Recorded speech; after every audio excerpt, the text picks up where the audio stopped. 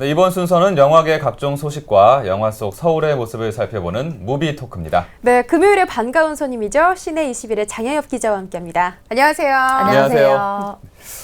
자, 이번 주에 가장 눈에 띄는 영화계 소식 먼저 알아보겠습니다. 네. 지난주에는 박찬욱 감독의 그 아가씨가 촬영을 마쳤다는 소식을 전해드렸는데요. 네. 이번 주는 봉준호 감독의 신작으로 촬영된 그 옥자에 관련된 뉴스를 가지고 왔습니다. 6,900만 명의 가입자를 확보하고 있는 세계적인 스트리밍 업체죠.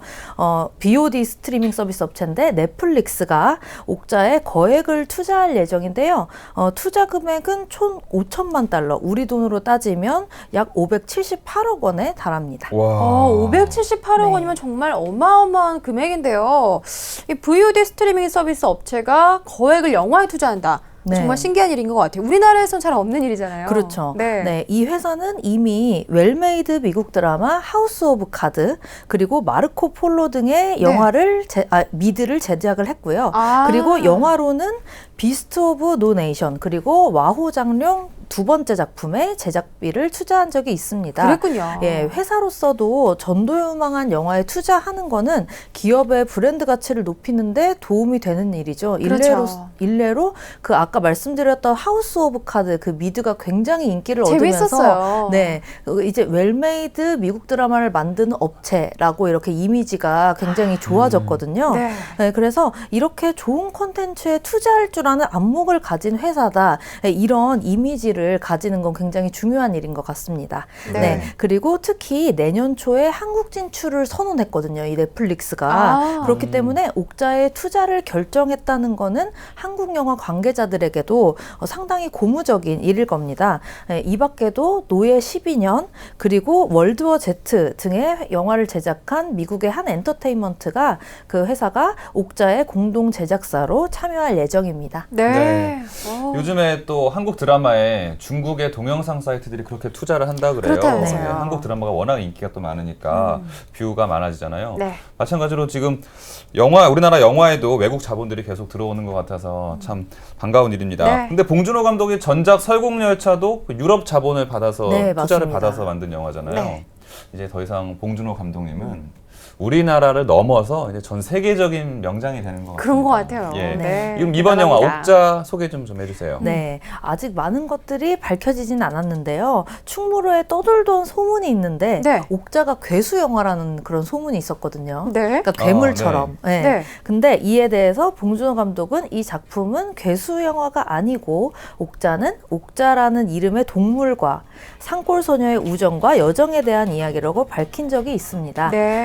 한편 캐스팅도 화려한데요. 옥자는 설국열차에서 봉준호 감독과 호흡을 맞췄던 틸다 스윈튼 그리고 제이크 질렌홀, 폴 다노, 켈리 맥도널드, 빌 나이 등의 출연이 확정된 가운데 주인공 소녀를 연기할 배우의 오디션을 진행 중입니다. 이 영화는 내년 상반기 촬영을 시작해서 한국과 미국, 뉴욕을 오가면서 촬영할 예정이고 2017년에 개봉할 예정입니다. 봉준호 감독의 글로벌 프로젝트 옥자. 그러니까 우리가 이 영화를 보려면, 완성된 모습을 보려면 1년을 더 넘게 기다려야 되는 거잖아요. 그렇죠. 저를 비롯해서 또 많은 팬분들이, 영화계 팬분들이 기대하고 또 기다리실 것 같은데, 또 그만큼 완성된 작품 볼 수 있다고 생각하시고요. 또 기대하고 또 응원해보겠습니다. 괴물은 딱 괴물 영화인 줄 알았지만요. 옥자가 괴물 영화면 제 상처 크게 받을 것 같아요. 그렇죠? 이름은 딱 시골에게 순박한 소녀의 이름인데, 막 소녀가 괴물로 변하고 이런 영화는 아니겠죠. 정말 궁금하네요. 진짜 궁금하네요. 어떤 영화가 될지 기대가 큽니다. 자, 다음은 이제 화제의 신작 알아보는 순서입니다. 오늘은 어떤 영화 소개해 주실 건가요? 올해 개봉한 스파이 영화들이 굉장히 많았잖아요. 이 모든 영화들의 선배입니다. 본드, 제임스 본드라는 007. 명대사로 유명한 제임스 본드가 돌아왔습니다. 007 시리즈의 24번째 영화 007 스펙터를 소개해 드리려 합니다. 24번째 정말 굉장합니다. 들어보니까 기자님 이번에 007 영화 스펙터는 지금까지 007 영화 사상 가장 최강의 적이 나타난다. 이런 소문이 있더라고요. 그렇습니다. 왜냐하면 그 007 스펙터는 다니엘 크레이그가 출연했던 이전 3편의 영화, 그러니까 007 카지노 로얄과 007 퀀텀 오브 솔라스 그리고 007 스카이폴에 등장한 악당의 배우는 사실 알고 봤더니 정체불명의 조직 스펙터가 있었다. 이런 설정으로 이야기를 시작하기 때문에 네. 어떻게 보면 악당 중에 악당 끝판왕이 나오는 그런 영화인 거죠. 오너네요. 네네. 네. 스펙터의 실체를 쫓던 본드는 이 조직의 수장 오버하우저라는 사람을 만나는데요. 그는 본드를 이전부터 잘 알고 지냈던 눈치입니다. 네. 네. 그리고 더불어 스펙터를 쫓는 과정에서 본드는 매혹적인 여인 마들렌 스완 박사를 만나게 됩니다. 네. 사실 제임스 본드 하면 혼자 있을 때는 적들을 다 물리치고 과격한 액션에 멋있는 모습 보여주다가 한순간에 아름다운 여인에게 그냥 무너져 버리고 네. 그런 캐릭터잖아요. 네. 근데 이번에 007 스펙터에서도 계속 그런 본드의 모습인가요? 네. 약간 각고도 다른 모습들이 있는 것 같은데 이번 영화에서도 제임스 본드는 일단 그 첩보 요원으로서 끊임없이 세계를 돌아다닙니다. 멕시코 시티에서부터 시작해서 로마, 오스트리아, 런던을 오가면서 스펙터 조직을 추적하는데요. 네. 영국 배우 다니엘 크레이그가 연기하는 제임스 본드의 특징이 있다면 기존의 본드를 연기했던 배우들이 있죠. 로저 무어라든지 피어스 브로스넌이라든지 숀 코너리라든지 이 배우들에 비해서 인간적으로 고뇌하는 모습을 더 깊이 보여준 데 있습니다. 네. 아까도 말씀드렸듯이 스펙터 조직의 수장 오버하우저는 본드의 과거와 밀접한 관련이 있는 사람인데요. 007 스카이폴에 이어 다시 연출을 맡은 샘 멘데스는 자신의 장기를 살려서 액션도 물론 중요하지만 그보다 더 드라마에 초점을 맞추면서 제임스 본드의 과거와 내면에 집중합니다. 네, 그러니까 제임스 본드의 과거가 이 영화 내용에서 상당히 중요한 역할을 한다 이렇게 알 수 있겠는데요. 하지만 뭐니 해도 007 영화 하면은 이 화려한 액션이 정말 관전 포인트잖아요. 그렇죠. 네. 이번 007 스펙터에서는 어떤 점을 좀 주력해서 보면 어떤 매력을 볼 수 있을까요? 네, 이번 영화에서도 역시 방대한 해외 로케이션과 화려한 특수효과 그리고 인간의 한계를 뛰어넘는 그 액션 장면이 여전한데요. 특히 오프닝 씬이 정말 멋있는 장면입니다. 네, 멕시코 시티의 죽음의 날 페스티벌로 시작을 하는 그 오프닝 시퀀스의 스펙터클은 눈길을 사로잡기에 충분하고요. 네. 그리고 수만 명의 인파가 모여든 그 멕시코 시티의 소칼로 광장 상공에서 헬리콥터 조종석 안에서 본드와 조종사가 엎치락 뒤치락 하면서 격투를 벌이는 동안에 헬리콥터가 공중에서 막 수직으로 낙하하면서 휘청이는 장면이 있는데 굉장히 긴장감 넘치게 촬영이 되었고요. 또 이 밖에도 비행기가 하늘을 나는 게 아니라 썰매처럼 눈밭에서 설원을 진주하는 이 오스트리아에서의 액션 시퀀스 그리고 로마의 밤거리에서 본드의 트레이드마크가 되는 그런 차죠. 에스턴 마틴을 제규어가 무시무시한 속도로 추적하는 그 장면도 볼거리입니다. 역시 액션이군요. 큰일 났네요. 네. 저 영화 안 봤는데 벌써 보고 싶죠. 아니 다 본 것 같아요. 너무 설명을 너무 잘해주셔갖고 장면들이 머리에 그려지는 게 제가 이 영화 어디 가면 봤다고 얘기할 것 같아요. 네, 이번 영화에서 스펙터 조직과 본드가 어떤 과거로 얽혀서 여기까지 오게 됐는지 주의 깊게 보시면 재밌을 것 같습니다. 네, 기대해 보겠습니다.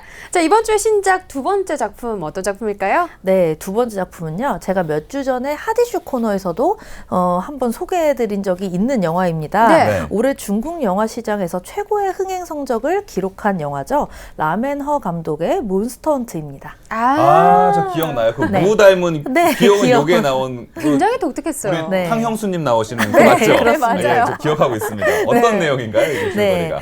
먼 옛날에 인간과 요괴 사이에 큰 전쟁이 일어납니다.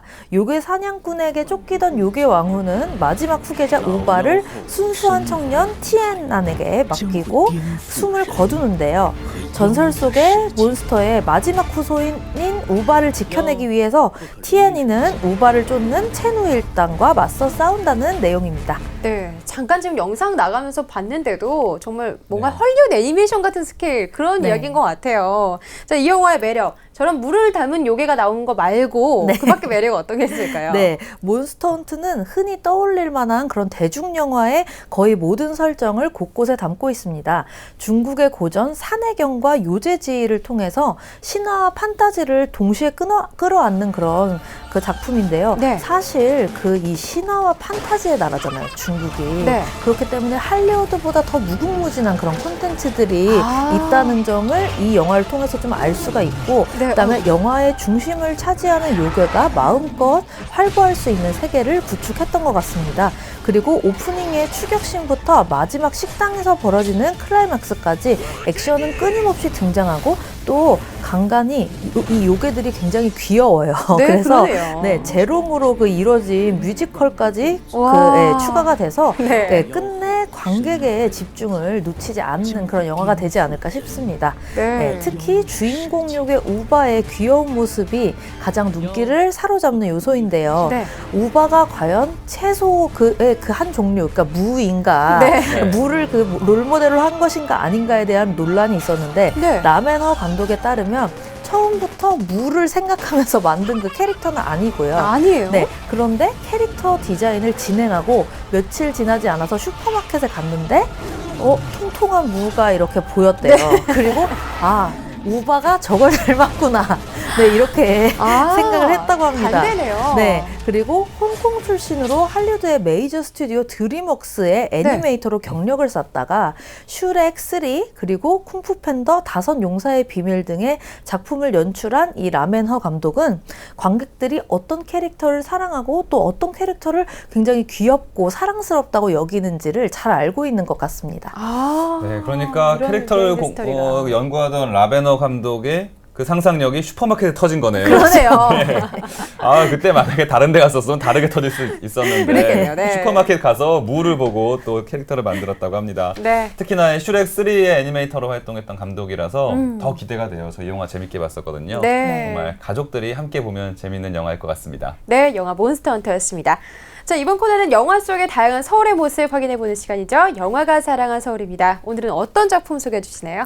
네, 현재 240만 관객을 돌파하면서 극장에서도 좋은 반응을 얻고 있는 작품이죠. 얼마 전에도 소개해드렸던 그 강동원 씨, 김윤석 씨 주연의 검은 사제들 속의 명동의 모습을 소개해드리려고 합니다. 명동이요? 네.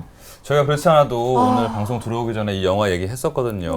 많이 무섭다고 그러더라고요. 정말 무섭습니다. 저는 이 영화 안 볼 거거든요. 좀 무서운 영화 잘 못 봐서요. 이게 그럼 어떤 내용인지 좀 방송 못 보신 분들 위해서 좀 줄거리 소개 좀 해주세요. 알겠습니다. 네. 평범한 여고생 영신이 교통사고를 당한 뒤에 정신이상 증세를 보이고 김신부는 영신의 몸에 장미 십자회에서 쫓는 12형상 중 하나가 깃들어 있는 것을 알게 됩니다. 그는 교단의 무관심과 비협조 속에서 힘들게 소녀를 살리기 위해 예식에 매달리는데요. 여기에 과거의 트라우마로 신학생이 된 최부재가 그런 김신부를 돕습니다. 네. 지난번에 영화 소개하실 때 마지막에 40분 동안 진행되는 구마 예식이 정말 섬뜩하게 잘 표현이 됐다고 말씀해 주셨어요. 그런데 이 검은 사제들에서 명동 어떤 장면이 나올까요? 네, 이 검은 사제들에서 사실 명동은 어떤 특정 장면이 아니라 영화의 중요한 무대로 자주 등장을 하는데요. 네, 가톨릭의 중심지인 명동 성당도 이곳에 있고요. 또 고통받는 소녀 영신의 집도 명동에 위치하고 있다는 설정이기 때문에 더 자주 볼 수 있는 장소가 아닌가 싶습니다. 장재영 감독은 명동이라는 장소를 선택한 이유에 대해서 이렇게 얘기한 적이 있습니다. 악령을 쫓는다는 그 소재 자체가 사실은 뭐 엑소시스트 등등 할리우드에서 많이 다뤄지는 소재이기 때문에 검은 사제들은 어떻게 차별화를 줄 수 있을까 가장 한국적인 방식으로 풀고 싶었다. 그런데 고민을 한 결과 가장 한국적인 곳은 서울의 한복판인 명동이 아닌가 이렇게 생각을 했다고 합니다. 명동하면 사람들이 굉장히 많잖아요. 정말 많은데 그 속에 숨겨진 어떤 초라한 다락방에서 사람들이 모르는 일이 벌어진다는 게 가장 한국적이지 않을까 해서 명동으로 설정했다고 합니다. 사실 저희 TBS하고 명동하고 굉장히 가깝잖아요. 근데 저도 명동 하면은 그 메인 거리밖에 잘 모르거든요.